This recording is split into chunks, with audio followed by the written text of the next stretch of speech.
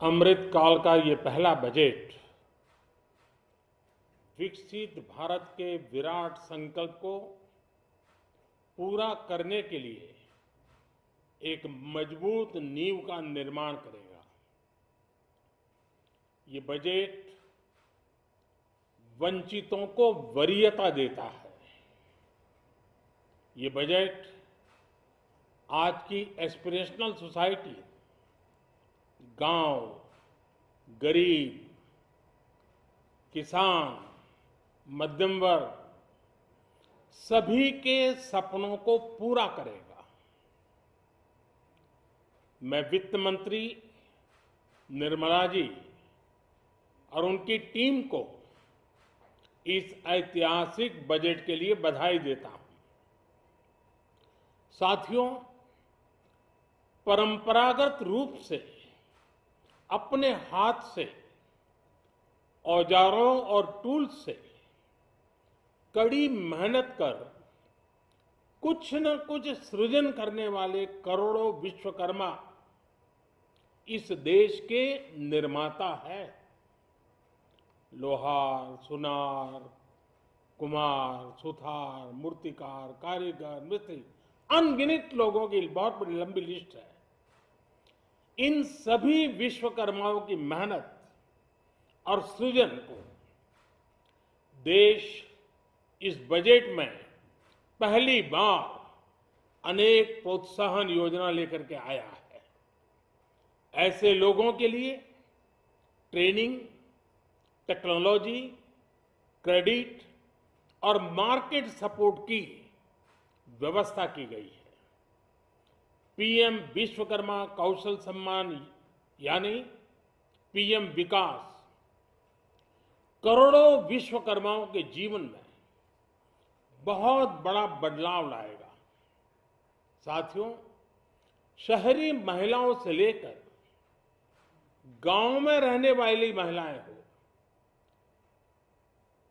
कारोबार रोजगार में व्यस्त महिलाएं हो या घर काम में व्यस्त महिलाएं हो, उनके जीवन को आसान बनाने के लिए बीते वर्षों में सरकार ने अनेकविध कदम उठाए हैं। जल जीवन मिशन हो, उज्ज्वला योजना हो, पीएम आवास योजना हो, ऐसे अनेक कदम, इन सबको बहुत बड़ी ताकत के साथ आगे बढ़ाया जाएगा।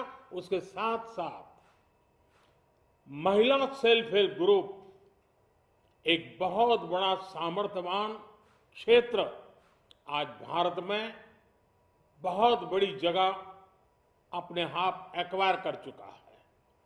उनको अगर थोड़ा सा बल मिल जाए तो मिरेकल कर सकते हैं। और इसलिए विमेन सेल्फ हेल्प ग्रुप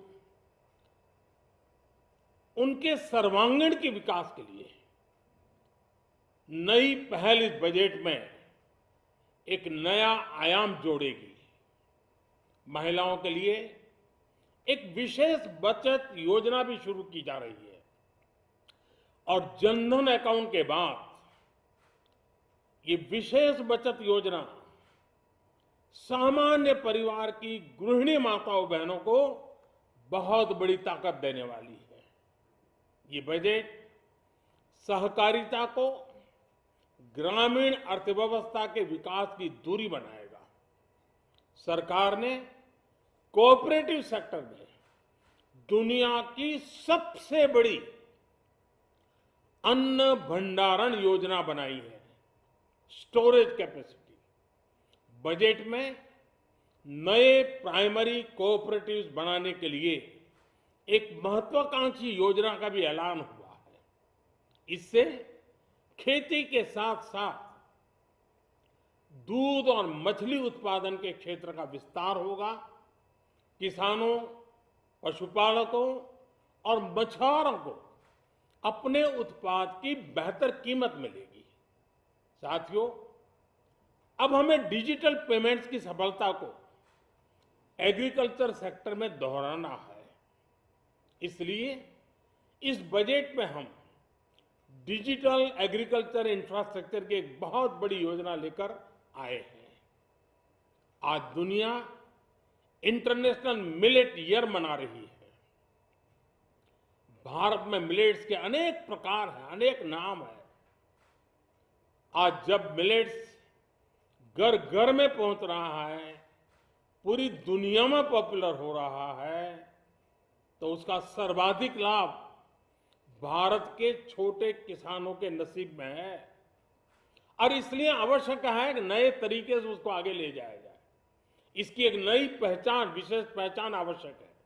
इसलिए अब इस सुपर फूड को श्री अन्न की नई पहचान दी गई है। उसके प्रोत्साहन के लिए भी अनेकविध योजनाएं बनाई गई हैं।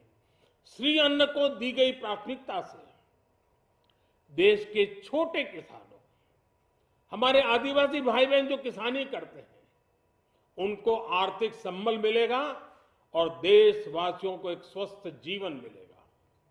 साथियों, ये बजट सस्टेनेबल फ्यूचर के लिए green growth, green economy, green energy, green infrastructure और ग्रीन जॉब्स को एक अभूतपूर्व विस्तार देगा।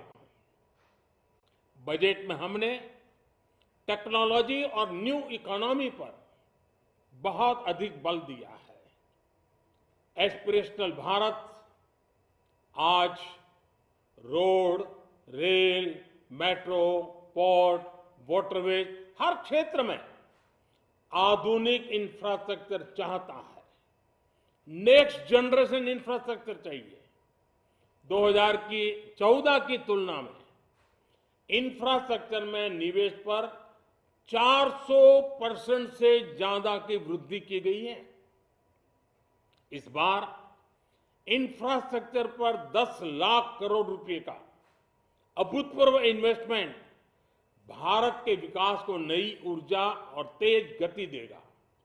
ये निवेश युवाओं के लिए रोजगार के नए अवसर पैदा करेगा, एक बहुत बड़ी आबादी को आय के नए अवसर उपलब्ध कराएगा। इस बजट में ईज ऑफ डूइंग बिजनेस के साथ साथ हमारे उद्योगों के लिए क्रेडिट सपोर्ट और रिफॉर्म्स के अभियान को आगे बढ़ाया गया है।